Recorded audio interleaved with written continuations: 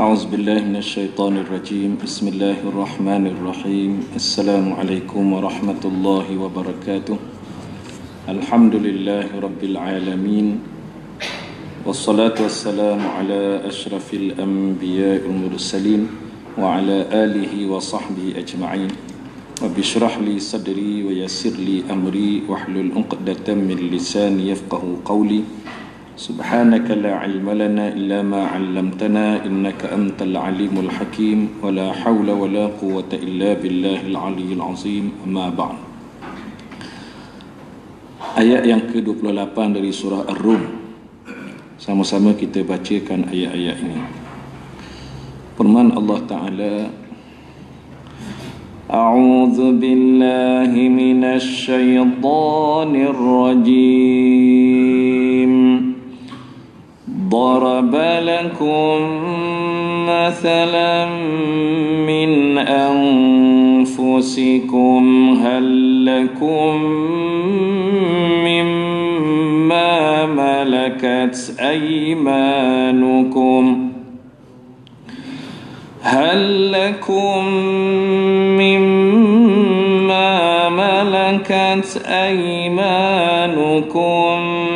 من شركاء فيما رزقناكم فأنتم فيه سواء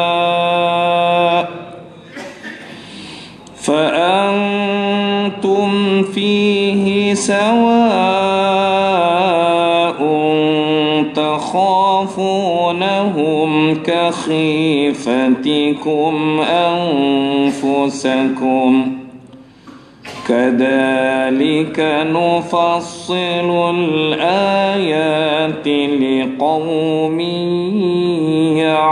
يعقلون بل اتبع الذين ظلموا أهواءهم بغير علم فمن يهدي من أضل الله وما لهم من ناصرين فأقم وجهك للدين حنيفا فطرة الله التي فطر الناس عليها لا تبديل لخلق الله ذلك الدين القيم ولكن أكثر الناس لا يعلمون منيبين إليه واتقوه وأقيموا الصلاة ولا تكونوا من المشركين من الذين فرقوا دينهم وكانوا شيعا كل حزب بما لديهم فرحون صدق الله العظيم.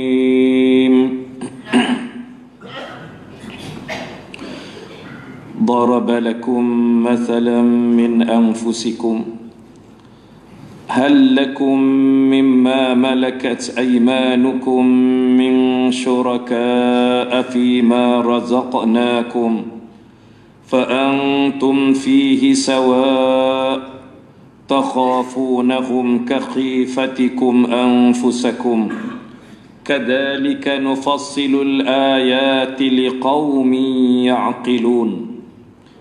Firman Allah Ta'ala yang bermaksud, Dia membuat perumpamaan untuk kamu dari dirimu sendiri.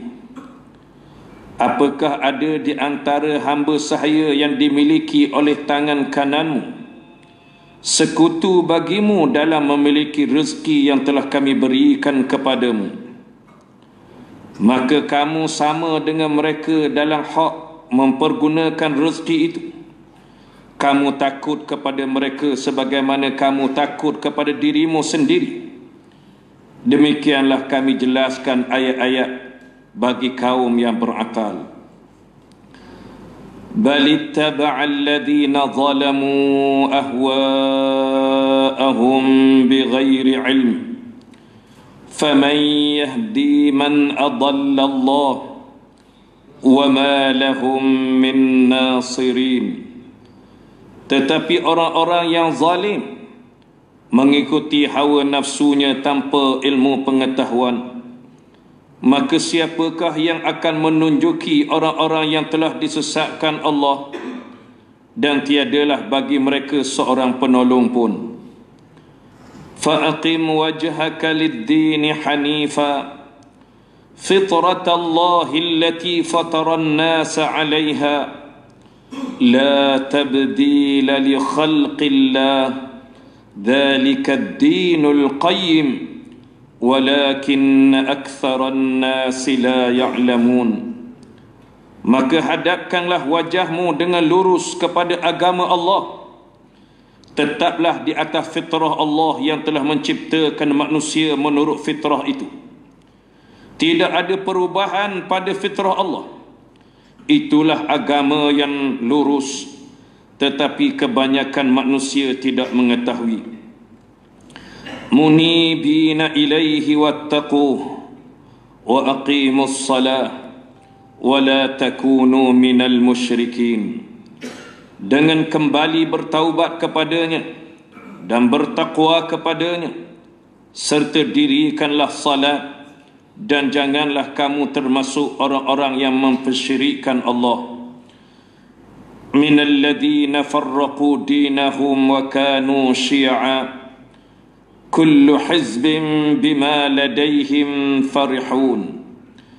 Iaitulah orang-orang yang memecah belahkan agama mereka, dan mereka menjadi beberapa golongan.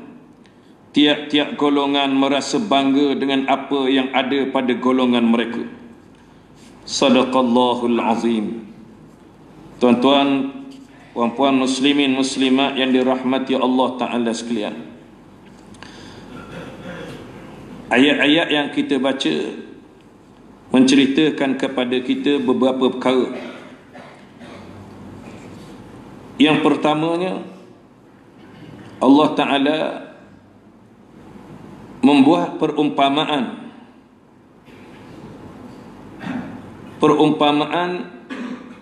yang ada pada diri manusia itu sendiri, dan manusia yang berfikir menggunakan akal, fikirannya yang waras, tidak akan menerima apa yang telah ditamsilkan ataupun yang telah dibuat perumpamaan oleh Allah Subhanahu wa taala berkaitan dengan hamba dan tuan. Ini kita akan terangkan sebentar lagi. Seluruhnya Allah Ta'ala menerangkan kepada kita tentang manusia, di mana manusia ini pada asalnya menurut fitrah, menurut jalan yang lurus, dan akhirnya dipesongkan daripada agama Allah Ta'ala, dipesongkan daripada jalan yang lurus itu, sehingga ia berada pada kedudukan yang dimurkai dan tidak diredai oleh Allah Subhanahu wa Ta'ala. Kita tengok tuan-tuan sekalian ayat yang ke-28. Allah Ta'ala menerangkan kepada kita, ayat yang ke-28, daraba lakum mathalan min anfusikum.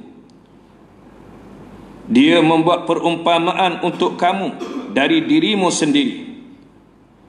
Maksudnya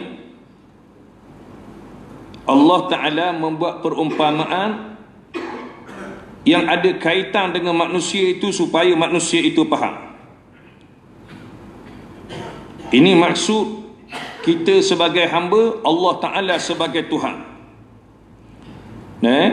Kita sebagai hamba, Allah Ta'ala sebagai Tuhan. Allah Ta'ala buat perumpamaan.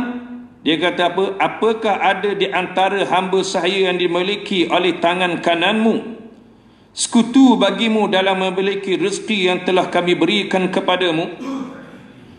Allah Ta'ala buat perumpamaan. Dia kata kalau kita sebagai tuan, kemudian kita ada hamba sahaya, hamba yang kita miliki itu adakah sekutu dengan segala perkara yang ada pada tuan dia?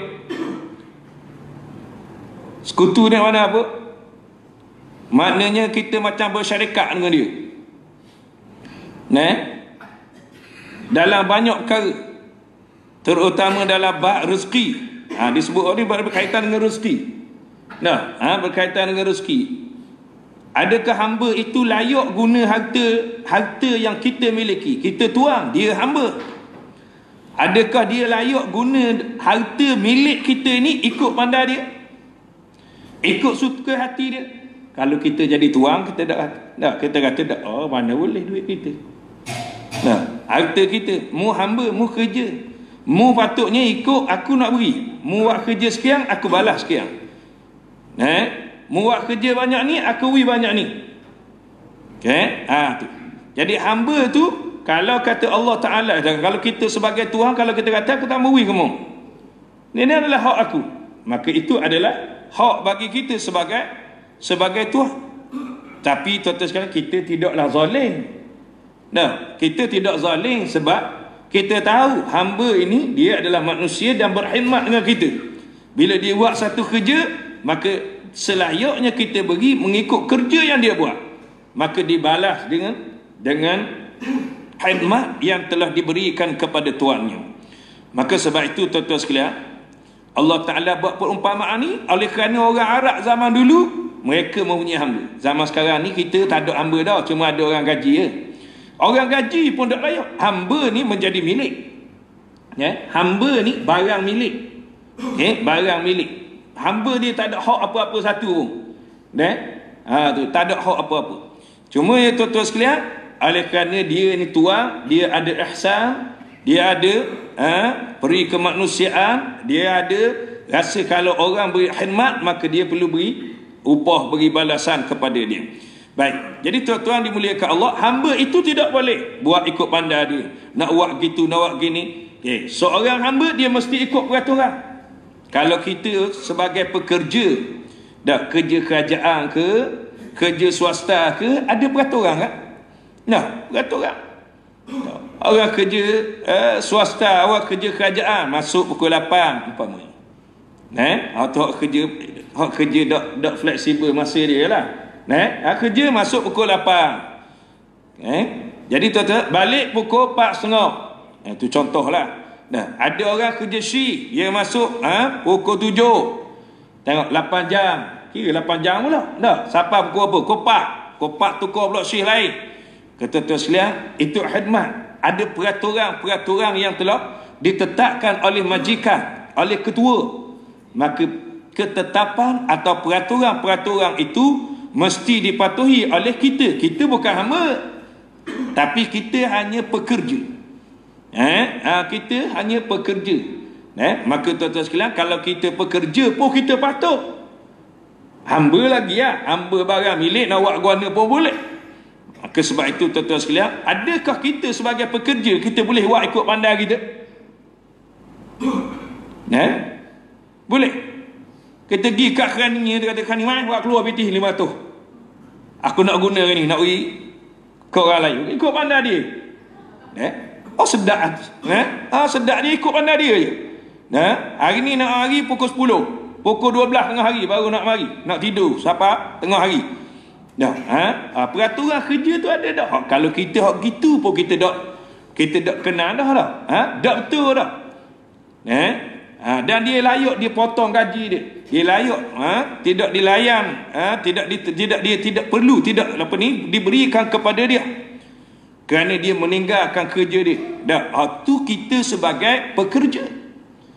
Berbeza dengan hamba lebih lagi tuan-tuan sekalian. Hamba lebih lagi. Maka sebab itu Allah Ta'ala buat perumpamaan ni supaya mudah dipaham. Mudah dipaham. Layak tak? hak pekerja ataupun hamba tu nak buat harta-harta milik majikan dia, milik tuan dia macam harta dia sendiri? Kita kata tak. Maka tuan-tuan sekalian, maka kita faham. Begitulah kita dengan Allah Subhanahu wa taala. Kita dengan Allah Subhanahu wa taala. Baik. Allah Taala sebut di sini, hal lakum mimma malakat aymanukum min syuraka'a fima razaqnakum fa antum fihi sawa'. Apakah ada di antara hamba saya yang dimiliki oleh tangan kananmu? Tangan kanan ni maksudnya hak milikmu betul. Sekutu bagimu dalam memiliki rezeki yang telah kami berikan kepadamu? Tentu sekali tidak. Maka kamu sama dengan mereka dalam hak mempergunakan rezeki itu. Hamba dengan tuan sama je. Sama guna. Kalau tuan kata nak gini, hamba tu kata nak gini, kena beri. Adakah gitu? Tak. Baik. Surah Allah Ta'ala kata, takhafuna khifatikum anfusakum. Kamu takut kepada mereka sebagaimana kamu takut kepada dirimu sendiri. Tuan-tuan sekalian, Allah Ta'ala menerangkan kepada kita supaya kita faham erti kita sebagai seorang hamba dan Allah Ta'ala sebagai Tuhan yang wajib kita taat, wajib kita patuh, wajib kita menerima amanah-amanah Allah Ta'ala kepada kita. Dalam apa juga? Dalam soal rezeki yang Allah Ta'ala beri, kita kena gunakan pada jalan-jalan yang diredai oleh Allah, dan kita tidak boleh guna ikut suka hati kita. Ikut pandai aku, nak guna sini, nak guna sini, ikut pandai aku. Walaupun sebenarnya harta itu memang Allah Ta'ala yang beri, dan bila kita pegang, kita rasa milik kita, kepunyaan kita. Tetapi tuan-tuan sekalian, kita rasa begitu, sedangkan dia adalah amanah Allah yang Allah Ta'ala beri untuk kita pergunakan kepada jalan-jalan yang diredai oleh Allah Subhanahu wa Ta'ala. Tuan-tuan sekalian, Allah Ta'ala kabur, kita boleh faham selalu dengan perumpamaan itu. Kita sendiri boleh faham walaupun kita bukan hamba. Kalau kita bekerja pun kita perlu jadi pekerja, bukan jadi tuan. Kadzalika nufassilul ayati liqaumin ya'qilun. Demikianlah kami jelaskan ayat-ayat bagi kaum yang berakal. Jadi tolong fikirlah kita dengan Allah Ta'ala ni lagu mana. Kalau kita ni orang jenis berakal, kalau jenis orang berakal, kalau kita dengan hamba tadi pun kita rasa tak patut no buat lagu tu, buat ikut dan supaya macam majikan, supaya macam boh dia hamba. Maka tuan-tuan sekalian, kalau kita dengan Allah, kita fikir lagu mana. Lebih lagi, tak sama, Allah Ta'ala bukan majikan kita. Allah Ta'ala Tuhan kita. Allah Ta'ala Tuhan sekalian makhluk. Dia bukan majikan kita.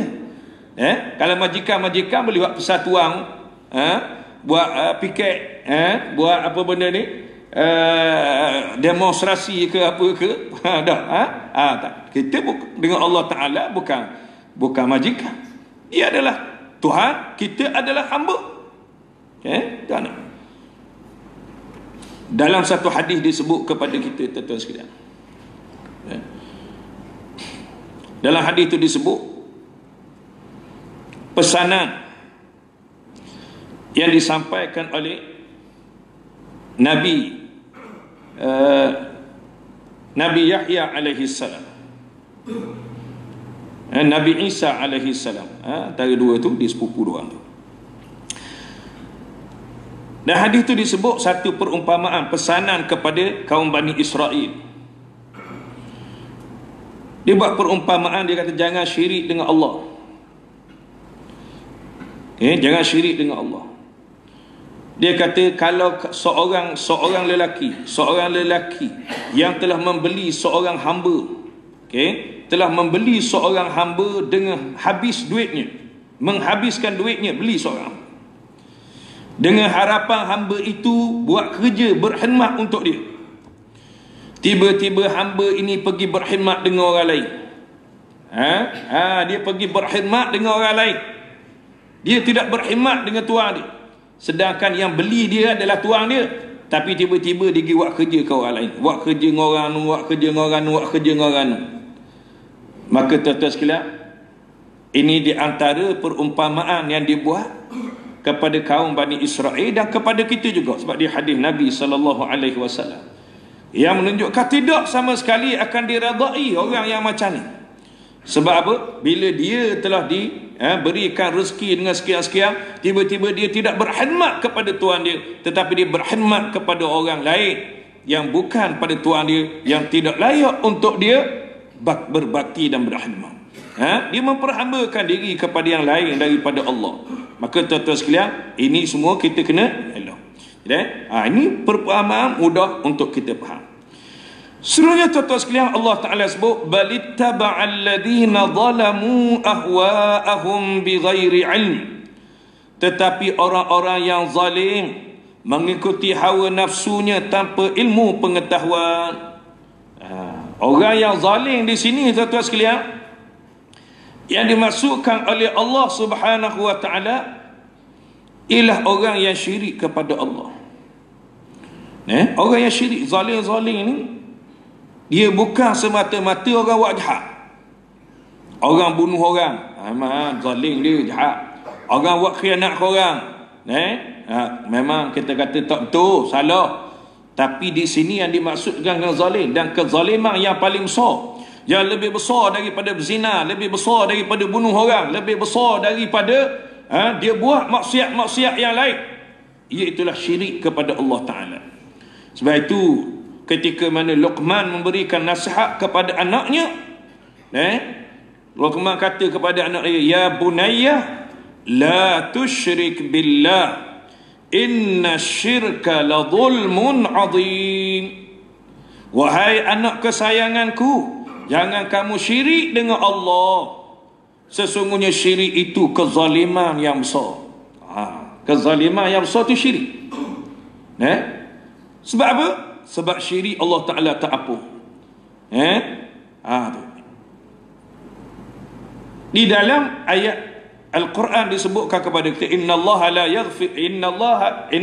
yaghfiru an yushraka bih wa yaghfiru ma duna dzalika liman yasha. So Allah Ta'ala tidak mengampuni dosa-dosa syirik, tetapi dia mengampuni dosa-dosa yang lain daripada itu. Tuan-tuan sekalian, kita pernah dengar cerita tentang seorang lelaki yang membunuh 99 orang. Ramai 99 orang ni tuan-tuan sekalian. Tak ada dalam Malaysia ni gamuk ni, bunuh 99 orang. Gamuk lah, wallahu a'lam. Kalau ada jenis ni, Amerika, Israel, tu dia bung tu, pakai peluru pandu, tu memang jahat sungguh. Hak tu bukan orang perseorangan, dia kerajaan. Amerika bawa tentera dia. Hak ni orang perseorangan bunuh 99 orang dalam hadis. Dia cerita seorang bunuh 99 orang. Akhirnya bila dia nak bertaubat kepada Allah Ta'ala, dia pergi cari tempat nak bertaubat. Dia pergi ke satu tempat, jumpa dengan seorang abid, orang ahli ibadat. Lalu dia minta, dia beritahu hasrat dia untuk bertaubat. Dia kata, aku bunuh 99 orang. Aku nak bertaubat kepada Allah Ta'ala. Allah Ta'ala terima tak taubat aku. Kata tuan sekalian, orang ahli ibadat tadi, dia kata muak jahat banyak doa lalu. Kalau cakap kita lagu tu lah, muak jahat banyak doa lalu, Allah Ta'ala dah apa mudamu. Dia akak pedang dia, tekan, mati dia 100 orang. 100 orang, ramai 100 orang dia bunuh. Dia berjalan lagi tuan-tuan sekalian, sampai ke satu tempat, jumpa dengan seorang alim. Lalu dia khabar pula hasrat dia nak bertaubat kepada Allah Ta'ala. Surat hasrat dia taubat pada Allah Ta'ala. Lalu orang alim itu khabar, Allah Ta'ala ni Tuhan yang maha pemurah, Tuhan yang maha pengampun, Tuhan yang maha pengasih. Allah Ta'ala tidak mengampuni dosa-dosa syirik, dia mengampuni dosa-dosa yang lain daripada itu. Mu nak jadi orang yang baik, mu keluar daripada negeri yang jahat ni, pergi ke negeri yang baik. Keluar ke negeri yang baik, keluar daripada negeri jahat, pergi ke negeri yang baik. Dia pun jalan keluar dengan hasrat untuk bertaubat kepada Allah. Dia tak bunuh dah tu. Jadi tuan-tuan sekalian, sampai tengah jalan, Allah Ta'ala matikan dia. Bila matikan dia tuan-tuan sekalian, dua malaikat Satu malaikat azab, satu malaikat rahmat. Berebut nak ambil mayat ni. Malaikat rahmat ni kata dia ni dah bertaubat kepada Allah Ta'ala. Malaikat azab kata dah, dia ni jahat. Bunuh 99, 100 orang. 9 orang. Kata sekalian, berebut malaikat tu. Berebut malaikat. Akhirnya Allah Ta'ala turunkan satu malaikat yang lain menjadi pengadil, menjadi hakim. Jadi hakim bagi dua malaikat tadi. Hak siapa sebenarnya? Lalu tuan-tuan sekalian, cara dia ukur. Negeri mana yang dekat? Negeri yang dia mari tu, negeri jahat tu, ataupun negeri yang dia nak pergi? Negeri yang dia nak pergi, ukur. Okay? Dalam hadis tu disebut kepada kita, Allah melipat bumi. Allah melipat bumi mendekat kepada negeri yang baik. Lalu bila diukur dekat dengan negeri yang baik, negeri yang jahat tadi sudah jauh. Maka tuan-tuan sekalian, malaikat rahmat ambil dia buat masuk dalam syurga Allah Ta'ala. Tengok 99 orang, bukan seorang dia bunuh. Nak rakyat tuan-tuan sekalian, dosa membunuh orang memang dosa besar. Apatah lagi bunuh orang Islam ramai. Tapi tuan-tuan sekalian, Allah Ta'ala masih bagi peluang untuk mengampuni dosa-dosa itu jika dia bertaubat kepada Allah Ta'ala. Tu dosa besar dah. Tapi kalau syirik, dah mati dalam keadaan syirik, maka kekal dalam neraka. Mati dalam buat dosa besar, ulama ahli sunnah wal jamaah kata tak kekal dalam neraka. Tak kekal dalam neraka. Selagi mana dia ada iman, tak kekal. Tapi janganlah pula kalau dak kekal dalam neraka, dak apa boleh buat. Jangan gitu. Jangan gitu. Jadi tuan-tuan sekalian, kita kena jaga diri kita, supaya tidak melakukan dosa-dosa ni, apatah lagi dosa besar. Tapi tuan-tuan sekalian, kalau terbuat, maka bertaubatlah kepada Allah, Allah Ta'ala sedia diri. Begitu juga tuan-tuan sekalian, kita dengar dah cerita tentang pelacur. Pelacur ni kerja dia bukan berzina. Banyak berzina tu pelacur. Zina ni boleh jadi sekali-sekali. Berzina. Tapi pelacur ni kerja dia berzina. Kan dalam hadis disebut kepada kita, bagaimana seorang pelacur yang dia duduk tengah padang pasir, tiba-tiba dekat dengan satu telaga, tiba-tiba datang seekor anjing yang kehausan. Lalu dia gunakan kasut dia tu untuk ambil air, diberi minum kepada anjing tu. Diberi minum kepada anjing yang kehausan. Dengan sebab dia beri minum kepada anjing yang kehausan, Allah Ta'ala ampunkan dosa dia dan dimasukkan dia ke dalam syurga oleh Allah. Mana yang tuan-tuan sekalian nak ayat jahat? Tu kalau kira Allah jahat dah lalu lah, dosa lah, besar benar. Tapi Allah Ta'ala tidak tidak tutup kepada mereka itu peluang untuk bertaubat. Allah masih memberi harapan. Sebab tu jangan bimbang. Kalau kita buat jahat, bukan maksudnya terbuat jahat. Jangan buat jahat. Jangan bimbang, bertaubatlah kepada Allah sungguh-sungguh, Allah Ta'ala pasti terima. Yakin pada Allah. Yakin pada Allah. Cuma ingat, jangan buat syirik. Jadi di sini tuan-tuan sekalian, Allah Ta'ala sebut, tetapi orang-orang yang zalim, orang-orang yang syirik itu, mengikuti hawa nafsunya tanpa ilmu pengetahuan. Maksudnya orang ni, dia buat syirik kepada Allah Ta'ala. Allah Ta'ala kabur gini, sembah aku, buat ibadat kepada aku. Dia pergi sembah patung, dia pergi sembah api. Dia kata Nabi Isa Tuhan, anak Allah. Ada yang sembah bulan bintang, ada yang sembah raja Fir'aun, Namrud, ada yang sembah macam-macam. Maka yang ni tuan-tuan sekalian, mereka yang syirik kepada Allah Ta'ala, mereka ni kufur pada Allah Ta'ala, mereka ni sebenarnya mengikut kehendak hawa nafsu mereka sahaja. Yang lain maksudnya tuan-tuan sekalian, kalau dia tidak taat patuh pada Allah, tidak mengabdikan diri Allah, mempertuhankan Allah, tuan-tuan sekalian, maka dia sebenarnya mengikut hawa nafsu dia. Sebab tu kalau kita ni banyak ikut hawa nafsu, tuan-tuan sekalian, tuan-tuan kena ingat. Kena ingat, jangan duk banyak. Dia kadang-kadang kalau betul hawa nafsu ni Hawa nafsu ni boleh jadi belaka. Kadang-kadang mari masjid boleh jadi hawa nafsu. Cakap boleh jadi hawa nafsu. Jangan faham hawa nafsu tu syahwat tu saja. Bukan begitu. Amalan-amalan kebiasaan kita kadang-kadang hawa nafsu. Bukan hawa nafsu ni makan saja. Tidak. Sebab tu tuan-tuan sekalian, sebab tu ada orang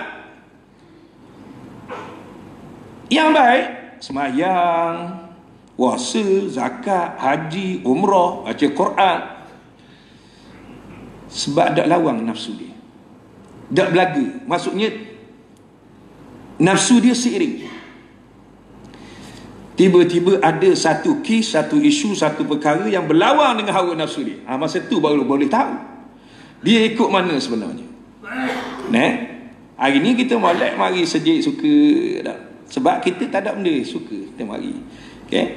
Nafsu kita pun kata bagus. Sebenarnya kita dah didik hawa nafsu kita, dan nafsu kita jadi lurus pada masa itu. Ada orang mari surah, mari sejik, tuan-tuan sekalian, bila mari bab harta pusaka, jangan dulu. Tak mau ikut faraid yang ditetapkan oleh Allah Ta'ala. Itu sebab apa? Hawa nafsu. Orang puan dia kena ingat sikit. Orang puan bila sebut yang nikah 2, 3, 4, jaga dia naik lalu nafsu. Betul, kita kabur sungguh. Jangan ikut nafsu. Nafsu dia marah, nafsu dia naik sebab berlawan dengan kehendak dia. Berlawan. Orang lelaki pun begitu juga. Begitu juga. Sebab itu tuan-tuan sekalian, bukan kita nak suruh hak yang takdir Allah Ta'ala, hak ada kemampuan. Kita tahu tuan-tuan sekalian, ada yang tak adil, ada yang menzalimi, ada yang buat jahat kepada berkhianatlah, tak adil kepada isteri-isteri dia. Jadi tuan-tuan sekalian, hak tu tuan-tuan sekalian, hak tu memang tak ada yang membenarkan dia. Kita tak kata dia bagus. Hak tu jahat, dia berdosa tu. Dosa dengan Allah Ta'ala. Cuma ya tuan-tuan sekalian, jangan sampai kita menolak apa yang telah ditetapkan oleh Allah Subhanahu Wa Ta'ala.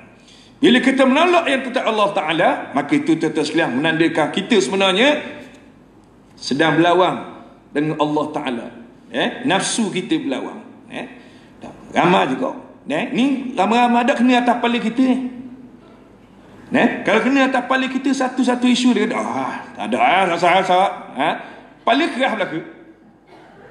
Kepala kerah belaka. Tapi ni tak ada benda. Sebab ada berlawan.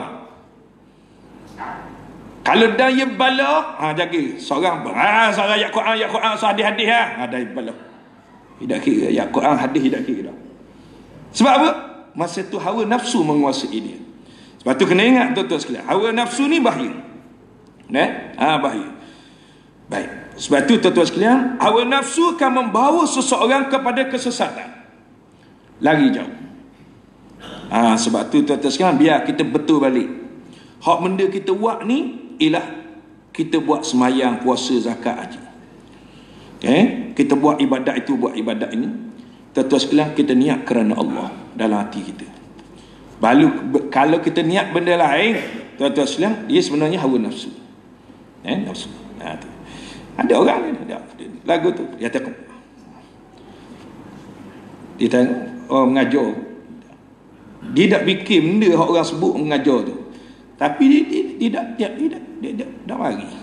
mari nak dengar, aku tak berahi ke orang atas dasar tu. Atas dasar tak tahu kenapa. Hak dia sebut tu betul ke tak betul? Bertepatan dengan Quran Sunnah ke tak? Sebab tu tuan-tuan sekalian, kita nak tengok benda ni, kita kena tengok orang ikut Quran ke tak, ikut Sunnah ke tak. Dia khabar ni betul tak ikut jalan dia. Bukan kerana orang tu, kerana betul landasan yang dia bawa. Kalau betul, tak kira siapa. Kalau betul tak kira siapa, mu ke, geng mu ke, dok geng mu ke, tak kira, betul dia. Sebab tu tuan-tuan sekalian, dalam beberapa isu, beberapa kes yang berlaku, Nabi SAW membenarkan orang Yahudi daripada orang Islam. Kalau kita ikut nafsu, kata ni orang munafik geng kita Islam. Dia zahir Islam, dia tak zahir kafir. Tapi satu ketika tuan-tuan sekalian, Nabi SAW menolak tuduhan orang Islam itu sendiri terhadap orang Yahudi, disebabkan memang orang Islam itu sendiri tidak betul. Nabi tolak. Akhirnya orang Yahudi itu masuk Islam disebabkan tadi keadilan. Ni ada banyak dalam Quran lah. Itu ada dia ceritakan kepada kita. Baik, tuan-tuan sekalian, kita nak cerita hari ni tuan-tuan sekalian, jangan ikut nafsu. Siapa ikut nafsu dia akan sesat. Tengok tuan-tuan ayat lepas tu. Faman yahdi man adallallah. Siapakah yang akan menunjuki orang-orang yang disesatkan Allah?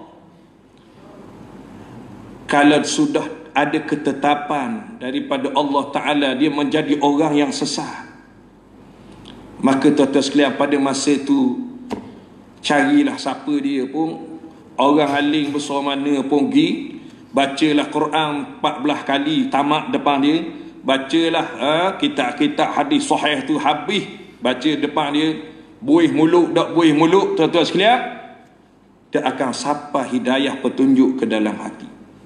Sebab itu tuan-tuan sekalian ingat, bila mana Allah Ta'ala sesat, tak ada orang boleh beri petunjuk. Kalau Allah Ta'ala beri petunjuk, tidak ada orang yang boleh sesat. Tak ada orang boleh menyesatkan. Sebab itu kita, tuan-tuan sekalian, diberi hidayah petunjuk oleh Allah, biar kita istiqamah dengan Al-Quran, dengan sunnah Nabi SAW. Ini nikmat yang sangat besar bila Allah Ta'ala beri hidayah. Nikmat yang sangat besar. Kita boleh mari duduk dalam majlis ilmu, kita boleh mari tuan-tuan sekalian duduk mengerjakan salat berjemaah, kita boleh mari tuan-tuan sekalian membuka Quran, mendengar Quran, mendengar hadis-hadis Nabi SAW. Allah hidayah tu, hidayah Allah. Allah Ta'ala buka pintu hati kita. Ingat tuan-tuan sekalian, sebab tuan-tuan gagah mari. Orang ada 3-4 butir kereta pun tak boleh nak mari.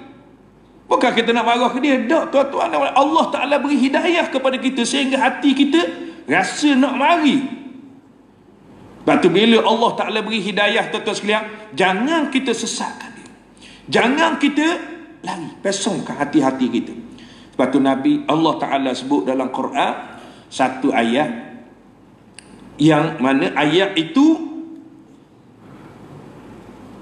untuk kita berdoa supaya bila kita telah diberi hidayah oleh Allah, hati kita tidak lagi gogel, biar tetap tidak terpesong. Ayat dia mudah je, tuan-tuan pun pernah baca dah. Tapi kadang-kadang bila kita duk baca sebab mengapa semua tu, kadang-kadang kita tak faham. Kadang-kadang faham, lama-lama jadi lupa juga makna tu, bahasa mulut saja keluar. Jadi kita sekali-sekala kita keluar balik doa-doa tu, kita amal dengan faham, biar kita baca tu rasa khusyuk. Benda hak kita minta tu kita faham dalam bahasa Arab. Baik, jadi tuan-tuan sekalian, doa tu mudah je. Rabbana la tuzigh qulubana ba'da idh hadaitana wa hab lana min ladunka rahmah innaka antal wahhab. Benar dah? Jangan baca salah. Jangan la rabbana la tuzigh qulu. Tu salah baca tu. Ada orang baca tuzigh. Tu salah. Ada saya dengar orang baca gitu. Bila baca salah, salah mana? Tu tengok. Rabbana la tuzigh qulubana.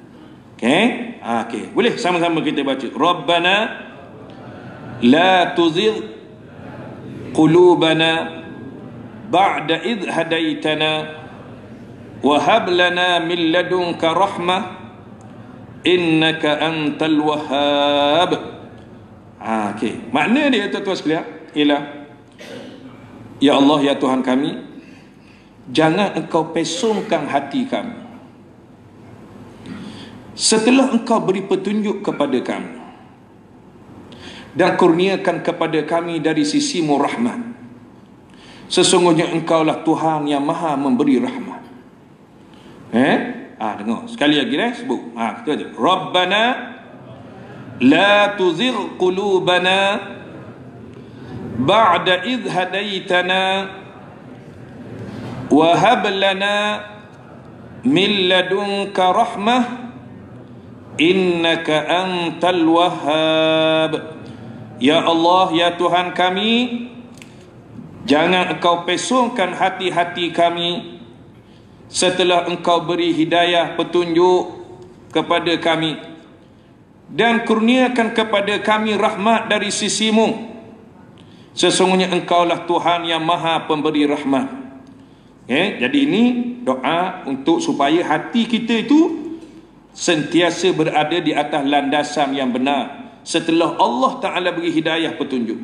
Ada orang, tuan-tuan sekalian, yang diberi hidayah oleh Allah, tiba-tiba Allah Ta'ala tiba-tiba dia memesongkan diri dia keluar daripada hidayah petunjuk Allah Ta'ala. Na'udzubillah min dzalik. Kita minta berlindung dengan Allah Ta'ala daripada hati kita dipesongkan oleh Allah Ta'ala. Tuan-tuan sekalian, hati anak Adam ni memang gitu, tuan-tuan sekalian. Sebab tu disuruh juga kita sentiasa selain daripada doa tadi, tuan-tuan sekalian, ada doa.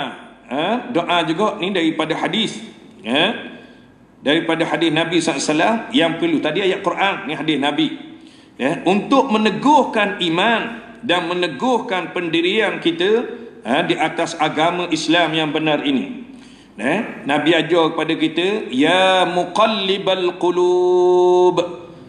Okey, cuba sekali, ya muqallibal qulub, sabbit qulubana ala dinik wa ta'atik. Okey, ya muqallibal qulub, wahai Tuhan yang membolak-balikkan hati. Sabbit qulubana ala dinik, tetapkanlah diri kami, pendirian kami di atas agamamu. Wa ala ta'atik, dan di atas ketaatan kepadamu.